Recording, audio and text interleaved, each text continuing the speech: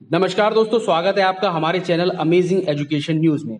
दोस्तों, अनुदेशक और शिक्षा मित्र दोनों ही अपने भविष्य के लिए लगातार प्रयास कर रहे हैं, यानी कि दोनों ही अपने अपने भविष्य को सुरक्षित करने के लिए, सुनहरा बनाने के लिए लगातार प्रयास कर रहे हैं। अलग अलग तरीके के प्रयास लगातार चलते रहते हैं, लेकिन अभी तक अनुदेशक और शिक्षा मित्रों के भविष्य को सुरक्षित करने लायक कोई भी ऐसा शासनादेश जारी नहीं हुआ है जिससे ये कहा जा सके कि आगे आने वाले समय में अनुदेशक और शिक्षा मित्रों का भविष्य सुनहरा होगा। इस वीडियो में मैं आपको दो न्यूज बताने वाला हूं। एक न्यूज जो है शिक्षा मित्रों के समायोजन से संबंधित है और दूसरी न्यूज जो है वो है अनुदेशक, शिक्षा मित्र और अन्य संविदा कर्मियों के लिए है, जिसमें एक पोस्ट है और इस पोस्ट के माध्यम से भविष्य में होने वाली चीजों का आकलन किया गया है, यानी कि ऐसी कुछ चीजें भी भविष्य में हो सकती हैं, इस चीज को बताया है। इस वीडियो को मैं शुरू करूंगा, इससे पहले मैं आपसे एक छोटी सी रिक्वेस्ट करूंगा कि अगर आप हमारे चैनल पर नए हैं तो प्लीज चैनल को सब्सक्राइब करके बेल आइकन जरूर दबा लें और इस वीडियो को भी लाइक शेयर कर दें। तो दोस्तों, जैसा कि मैंने आपको बताया कि वीडियो में दो न्यूज हैं। पहली न्यूज जो है वो शिक्षा मित्रों के समायोजन से संबंधित है। एक्चुअली ये एक बैठक है जो 22 जुलाई 2021 को होने वाली है और इसके एजेंडे जो हैं उसमें शिक्षा मित्रों के समायोजन की भी बात है। आइए मैं सबसे पहले आपको वो लेटर दिखाता हूं जिससे इस चीज की शुरुआत हुई है। ये लेटर 13 जुलाई 2021 का है, यानी कि 2 दिन पहले का है और इसमें देखिए ऊपर से आरबी सिंह, विशेष सचिव उत्तर प्रदेश शासन। सेवा में किन किन लोगों को कहा गया है? राज्य परियोजना निर्देशक, सर्व शिक्षा अभियान उत्तर प्रदेश, निर्देशक मध्यांतर भोजन प्राधिकरण उत्तर प्रदेश लखनऊ, निर्देशक बेसिक शिक्षा विभाग उत्तर प्रदेश लखनऊ, निर्देशक एनसीईआरटी उत्तर प्रदेश लखनऊ और निर्देशक साक्षरता एवं वैकल्पिक शिक्षा उत्तर प्रदेश। यानी कि इन पांचों विभागों को, इन पांचों जनों को, निर्देशकों को इस चीज का लेटर जारी किया गया है और ये मीटिंग होने वाली है जो कि 22 जुलाई 2021 को 11 बजे होगी। बेसिक शिक्षा अनुभाग 4 लखनऊ, दिनांक 13 जुलाई 2021।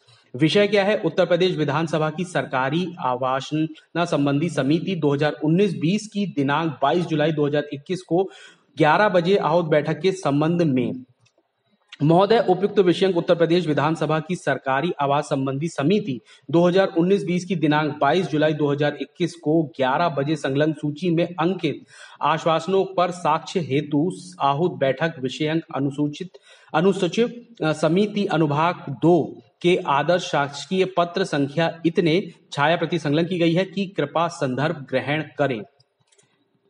इसमें जो है उक्त के संबंध में अनुसचिव समिति अनुभाग 2 विधानसभा लखनऊ के पत्र संख्या जो कि 8/7/2021 एवं उसके साथ संलग्न सूचीबद्ध आश्वासनों की प्रति भी छायालिपि संलग्न कर प्रेषित करते हुए मुझे यह कहने का निर्देश हुआ है कि कृपया अपने से संबंधित आश्वासनों को पूर्ण कराकर साक्ष्य आख्या संबंधित अनुभागों को उपलब्ध कराने हेतु प्रमुख सचिव बेसिक शिक्षा की अध्यक्षता में उनके कार्यालय कक्ष में आहूत समीक्षा तैयारी बैठक दिनांक 15/7/2021 को 11 बजे एवं आश्वासन समिति की बैठक दिनांक 22 जुलाई 2021 को 11 बजे विधान भवन लखनऊ स्थित समिति कक्ष संख्या 44 में अपने से संबंधित आश्वासनों के संबंध में समस्त अभिलेख सूचना सहित प्रतिभाग करने का कष्ट करें। भवदीप आर.वी. सिंह, विशेष सचिव। तो ये पूरी एक बैठक होगी और इस बैठक के जो पॉइंट हैं उन पॉइंट में शिक्षा मित्रों के समायोजन की भी बात है।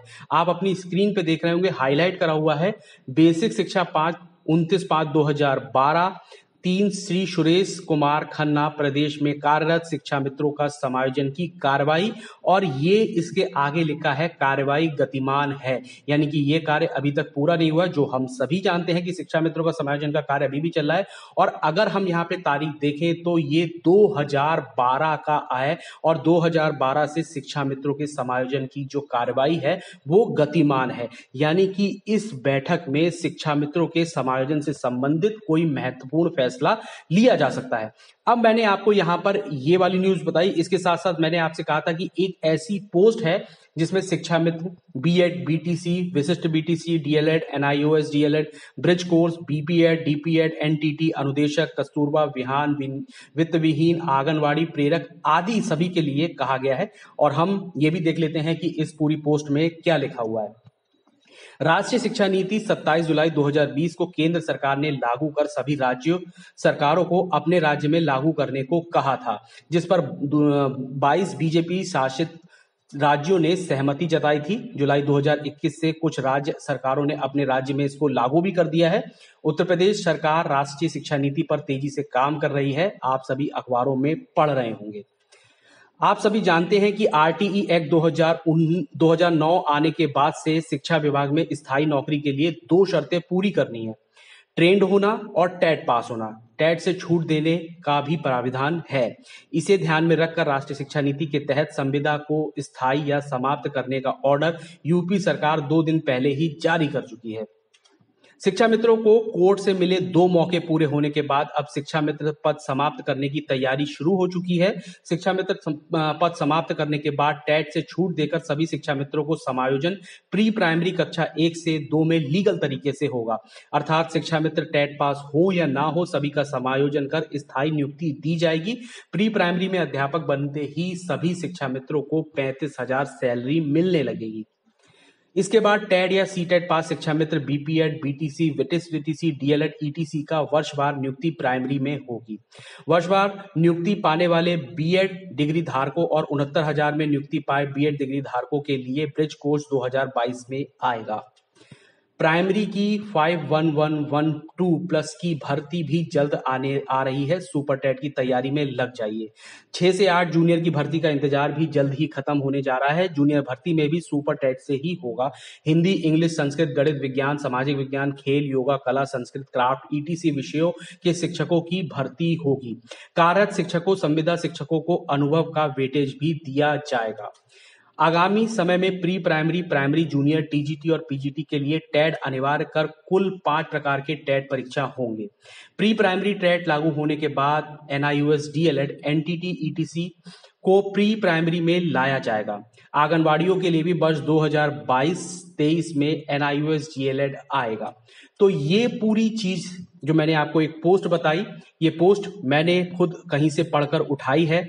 इसमें कितनी सत्यता है ये बात मैं खुद नहीं कह सकता हूं, लेकिन भविष्य को आकलन करते हुए काफी कुछ बातें सही कही गई हैं। जैसे कि शिक्षा मित्रों का प्री प्राइमरी में समायोजन हो सकता है, बिल्कुल सही बात है। शिक्षा मित्रों को प्री प्राइमरी में समायोजित किया जा सकता है। दूसरी बात, कार्यरत शिक्षकों, संविदा शिक्षकों को अनुभव का वेटेज भी दिया जाएगा। यहाँ पर अनुदेशकों की बात है, यानी कि जो अनुदेशक 2013 से कार्यरत हैं उन्हें उनके कार्यकाल के आधार पर वेटेज दिया जा सकता है आने वाली नई शिक्षक भर्ती जो कि जूनियर या फिर प्राइमरी में आएगी।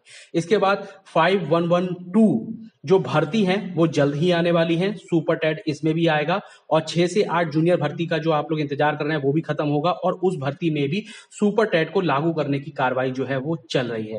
तो ये पूरी पोस्ट और इसके साथ साथ मैंने आपको उस मीटिंग के बारे में भी बताया जिसमें शिक्षा मित्रों के समायोजन से संबंधित बात कही गई थी। तो इसमें आप सभी लोग देख सकते हैं कि किस तरीके से भविष्य में आने वाली चीजें हो सकती हैं। इसमें कितनी सत्यता है ये बात का प्रमाण तो मैं नहीं दे सकता हूं, लेकिन जो जो आकलन इसमें बताए गए हैं उन सब की जानकारी भी आप सभी को होनी चाहिए। इसीलिए मैंने इस पोस्ट को अपनी इस वीडियो में जोड़ा है।